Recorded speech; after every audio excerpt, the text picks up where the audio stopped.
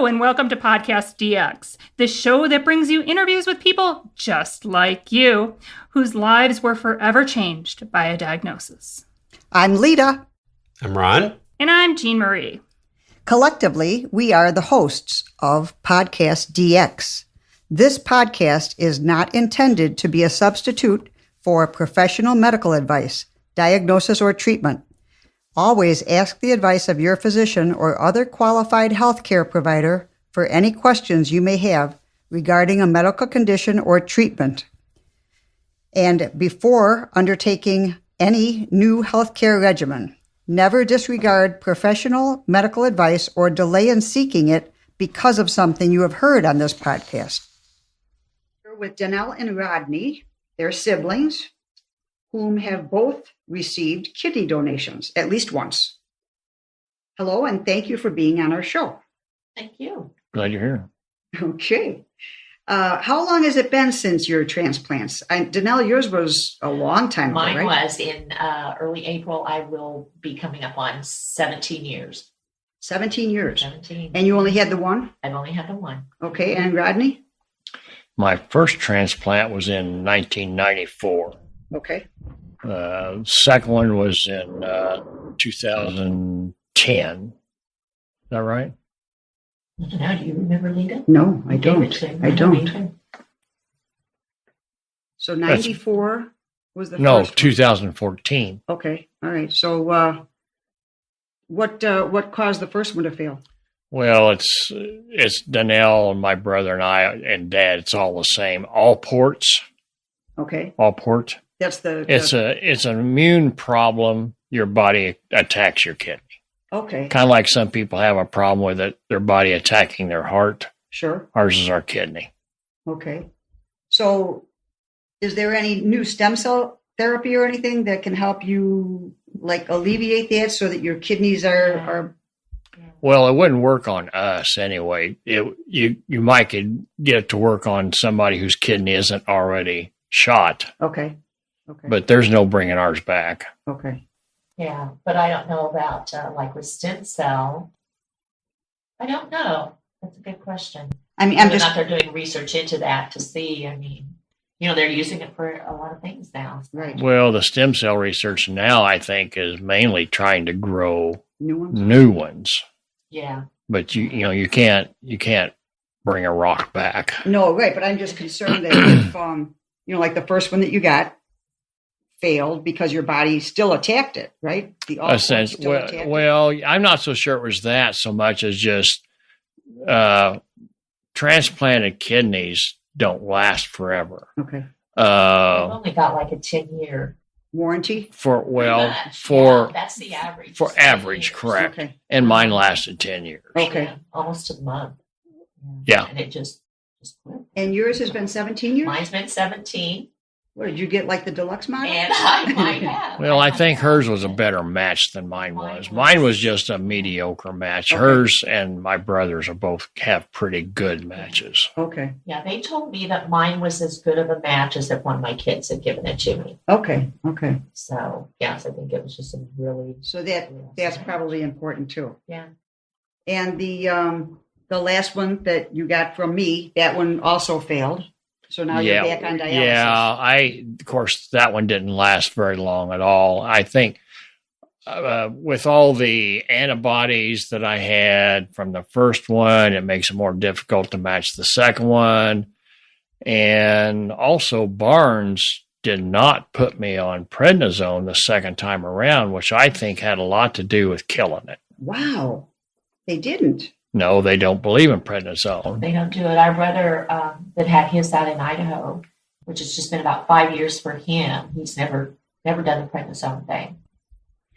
Well, I know Gina just had her liver, and she was on prednisone for probably 60 days. Really? Well, I was on, when they put my first one in, I was on massive doses of prednisone, Right. but eventually got me down to a maintenance Right. dose.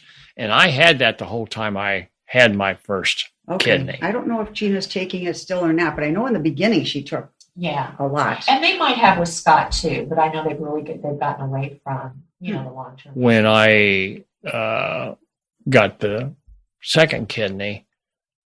Of course, they didn't put me on prednisone, and after a few months, it started dying off. While it was deteriorating, I was put on prednisone for a totally another reason. Okay.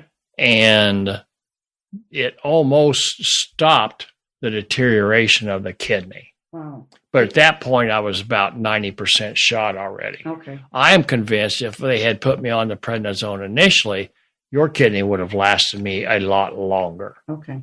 Because once I got on the prednisone, the deterioration almost stopped. But it was too late. It was too late. Did Plus, you mention that to them? Like, you know. Well, after it's too late. No, but I mean. If I didn't realize what was going on. Yeah, but I'm just thinking for future people, you know, like maybe they should change their ways. Well, tell them that. They don't want. I know, but I mean, part of education in the medical community, I think, is feedback from the patients so that they know what works, what doesn't work. What ended up happening, then I had to have heart surgery. Oh, right. And of course, they had to have the MRIs with contrast, which is a big no-no for kidney patients. But at that point, they had to do it, and that finished the kidney off. Sure.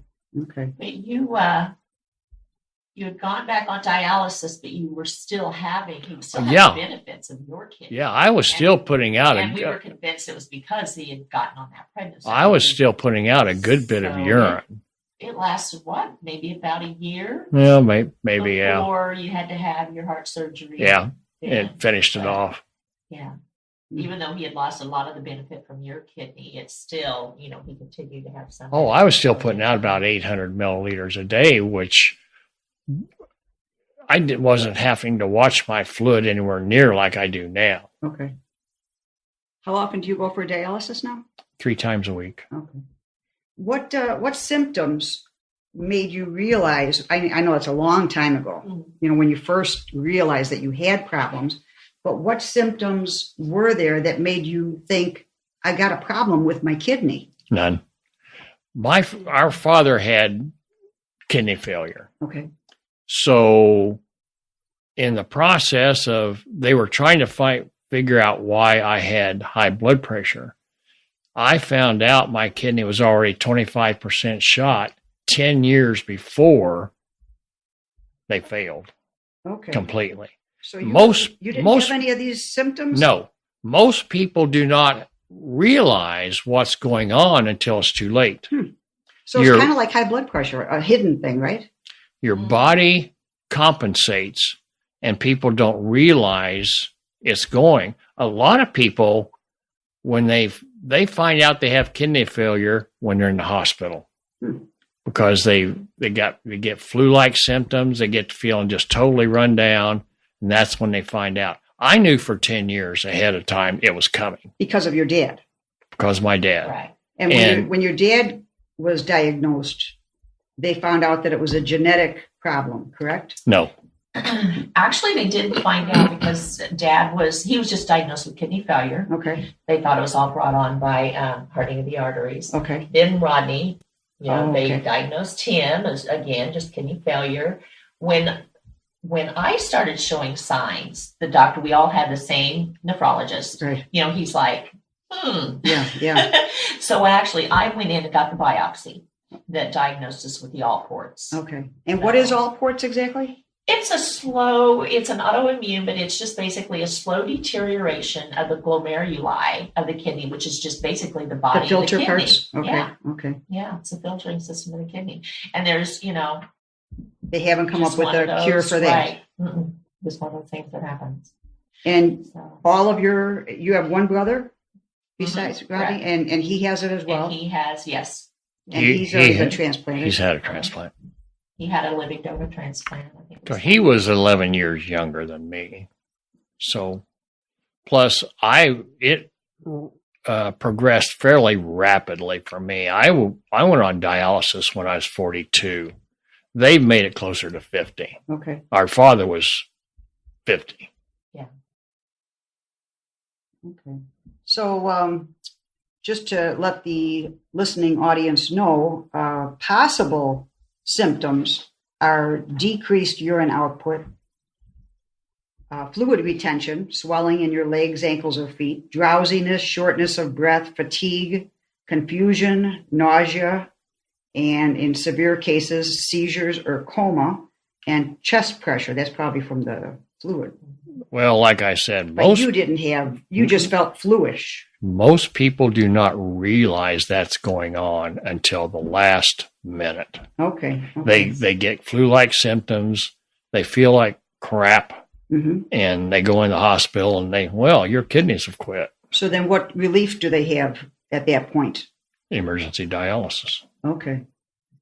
So once you have the dialysis, does that take care of the symptoms? Largely. Yeah. And which is really kind of what happened with my dad. He just, started getting very ill. I don't remember what all the symptoms he had, but then at that point, they just happened. I don't know. They, checked. His kidney functioning was all, decreased. The lab numbers were elevated. We actually took him down to Houston, to a hospital down in Houston. And that's where they figured out what was going on. And basically, he was just in kidney failure. So they did emergency dialysis. They put a graft in his arm, but you can't use that for a while. It has to, Emergency dialysis, they put a port in your central vein in your chest, and they use that. That's meant to be temporary. Okay. They don't like to use them long term because there's too much risk of infection. Sure. Anything close to the heart. Is that what screwed up your heart eventually? No. Oh, okay. No. I just another trial now. Another. That'll be a podcast in the future. Okay. One thing that we like to discuss with the patients that we're interviewing is caregiving in the home after the procedure and equipment that might have helped you to recover after the procedure.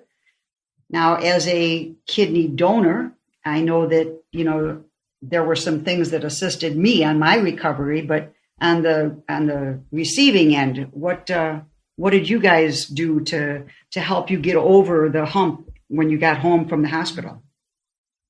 I initially started doing peritoneal dialysis. That is, most people think of hemodialysis, where they directly clean the blood. Peritoneal, they put a port in my abdomen. You put fluid in your abdomen. It dwells. It draws the poison, the chemicals off, and you change the fluid periodically. I did that for years. Oh. Now, is that when you say the fluid goes in, is it into a vein or is it just into the cavity? It goes into the abdominal cavity. Wow. And by osmosis, it draws the stuff off. Okay. The toxins and the fluid off of your body. Okay. I did that all together 8 years. Okay. And is that the one that you do at home? That's what I do at home, yeah. So you, from what I remember, you hooked yourself up to a machine at night and just let it run. Yes. Initially, the first year and a half for my first transplant, I did it manually.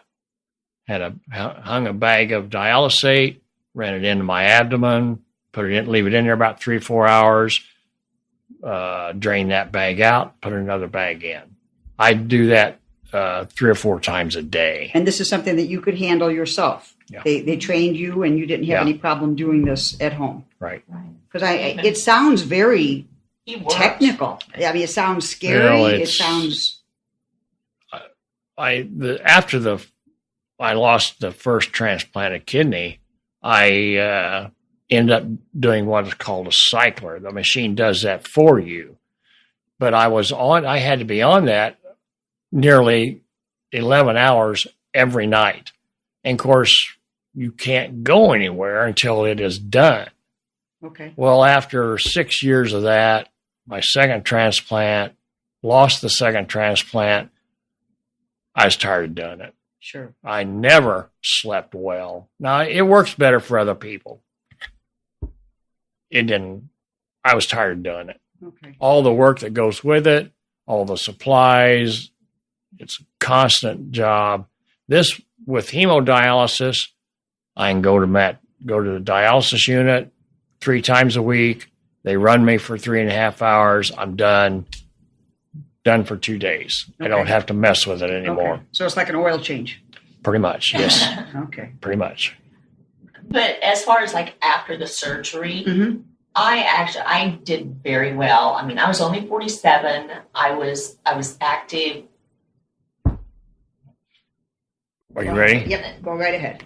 When you get your transplant, it's like you have an immense amount of energy. For a good year after my first transplant, I was just Energizer Bunny. I was working 2 jobs, taking care of my kids, and sleeping about 5 hours a night. I had just an immense amount of energy. You start to come back to normal after a while. But your body has become so used to having no energy. Okay.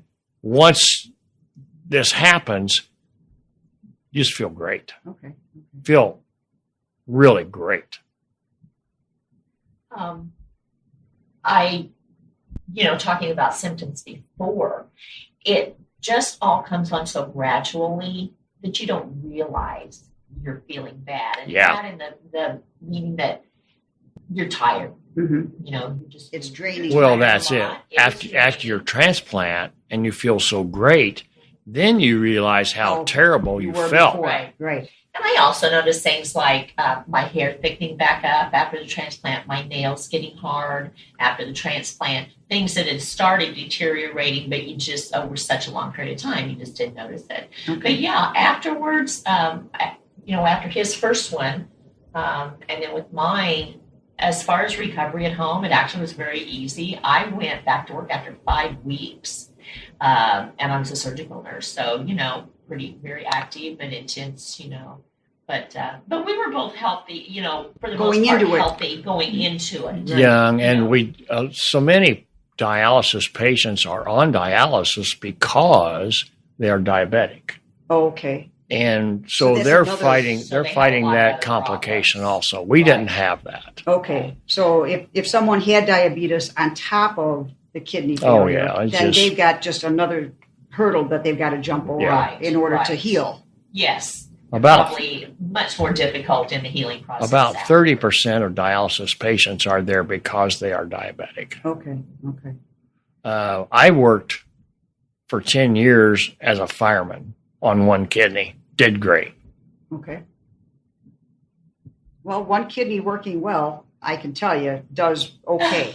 Oh yeah, yeah. Yeah. no- You're I have not no the only- complaints. You're not Yeah. the only, or we're not the only ones. with Unless this you one think you want to be a marathoner, I don't think you would notice the difference. Yeah, I would never get It'd into just that, be a slower recovery but- okay.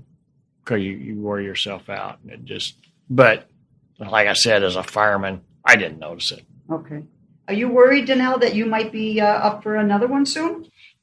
I was around 10 years because basically Rodney, like I said, lost his at 10 years almost to the month. But, it's been 17 now. My last doctor's visit down at Barnes was last March. And I've just been doing so well there, which I had been going there just once a year for several years. Okay. And they're like, we're about coming back for 2 years. Now I get my blood drawn every other month. Okay. And it all gets sent to Barnes. So they, they're watching that closely. But, they're like, you have to come back for 2 years. You're doing great. If you have had, because I have not once had any concerns about a rejection, Okay. that they're like, you've kept this on. Well, and the better your match, the fewer drugs you have to take. Okay. Okay. And mine also I had a cadaver donor, and she was the same age I was. Okay. So, basically I've got, it's not like I It got stayed an in, older one. it stayed in or- place yeah, with you. Right. yeah, Right. It's pretty much growing grown with you. me. Right. Okay. Yeah. I wanted to discuss a little bit about the different regions that you can apply for when you're getting an organ. And I know that Rodney, your daughter, posted an ad on matchingdonors.com for the second one. in order to actually expand your reach when you were looking for a donor, right? Well, when you get on the list, you're waiting for them to find you a donor. Matchingdonors.com is a way for you to find your own donor. You're like advertising. Essentially, yeah. Right. Yeah, we put a, told all about Rod, his life, as a fireman, and yeah. Actually, I remember. I mean, my memory is pretty crap, but I actually still remember how strongly the emotions hit me when I read your ad. Aww. That I said, well, why wouldn't somebody have given this guy one already? For crying out loud, get him on the phone. Well, of course, we had never put this forth before. When you're on the list, you're waiting for someone to die. Right. It's not a question of, I'll give you mine. Right. But Matching Donors allows living donors to donate a part of a liver or a whole kidney. And of course, my daughter was fantastic. She did all of that. I did nothing. She talked to various people about me.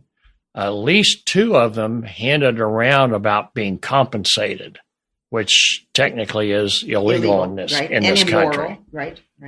So she told them, forget it. But she found you. Or you found? I found the ad. Yeah. I found the ad, and I'm like, and it was convenient that you were in Illinois. There wasn't a lot of transportation involved. I can imagine that some people that are looking nationwide, it might be a little bit more difficult if you have to commute or whatever. But ours was, perfect. How long were you on dialysis? The first time before you got Before the first transplant, I was on dialysis for 1.5 years. They found me a cadaver. Okay. After the first transplant failed, I was on dialysis for 6 years. Okay. Before I got together with you. That one only lasted 10 months. Right now, I've been on dialysis about another 6 years. Okay. And Danelle, how long were you on dialysis before? I never had to go on dialysis. Oh, okay. I was put on the transplant list because now they will put you on it before you get on dialysis. Back when Rodney, first started, you had to actually be on dialysis before they would put you on the list. Okay. But then I think they figured out, hey, if we can get them, going before the dialysis. So I'd been put on a list and told that I would have to be on dialysis within a year. And actually, it was like 4 months. She was getting to the point. She was getting pretty run down. So it was like getting close to where you were. Okay. Yeah, it was real close. But you weren't there yet. 4 months is just really, even the doctors were like, you're on the list how long? I'd be like 4 months. Right. But I had a rare blood type. And I think, it's not real rare, but I was Rh negative. Okay. So I think that could have gone either way. Sure. It could have kept me on the list longer, or if nobody else can take it, right. Give me that one kidney that no one else could take. So yes, I was blessed in that, it was only 4 months. And Good. Have there been any dietary changes to either of you since the transplants? Have you had to change your diet? Once you've had a transplant, no. If you're on dialysis, it's extreme. As far as sodium, right? Sodium, the main thing is phosphorus and potassium. Okay. Dialysis does not remove phosphorus, and it doesn't do a very good job removing potassium. Okay. And are those good or bad? Well, they're bad, I think that would be. Oh, okay. So you don't want the levels to be high. Right. And your kidney normally takes care of those? Correct. Okay, I see. The phosphorus level, if you've got an excess of phosphorus, it settles in your feet. And I have neuropathy in my feet because that has destroyed the peripheral nerve endings in my feet. So it's more difficult for me to walk. Potassium, that gets out of whack. It messes up your heart. That I heard. That can be real serious. Sure. Sure. But they keep an eye on it, and then they Keep an eye on it. give you medication to adjust levels, or That's why I take massive amounts of phosphorus binders when I eat. okay. The potassium, the dialysis will remove it to some extent, but I've got to stay away from high potassium foods. Sounds like you guys have to turn into nutritionists in order He to stay does. healthy, huh? He does. I- it's I, on the it's other a hand, basically can eat just like you can. We Okay. both have one kidney, one good working kidney. Okay. So, I mean, you have to be intelligent about it as just as much as you would in that, hey, what do you want in your body? But yeah, that's the great thing. Well, that's good. It's like I can eat whatever I want. Oh yeah, when I had my first transplant, I would not. You do not know you're working on one kidney. You mean it, You you just don't feel feel so it? good. You don't feel okay, it. Okay. And you're really no dietary limitations because of it. Because the kidney's working well. Right. Okay.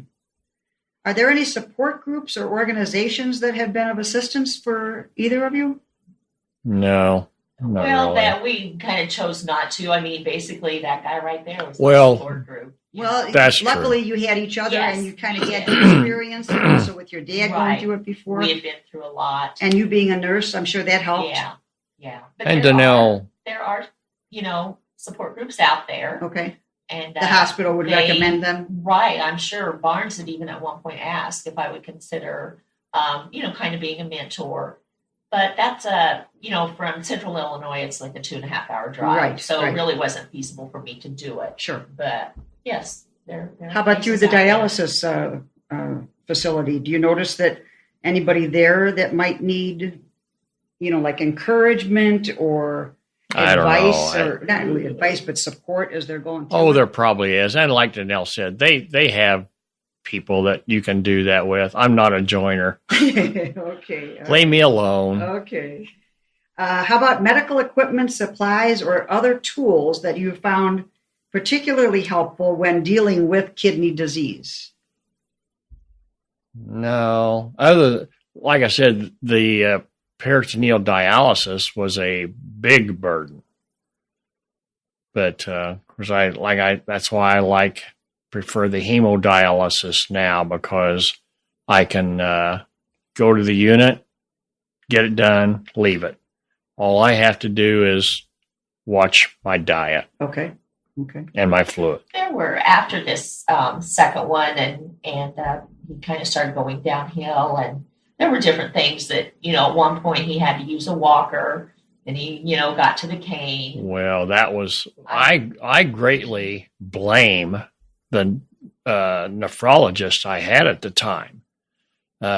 I kept asking him, why is this happening? And, he had no answer, or he wouldn't give me one. And you're talking about your feet being so bad. Yeah, I was almost to the point of being in a wheelchair. Okay. And when Danelle helped me, we got a neurologist.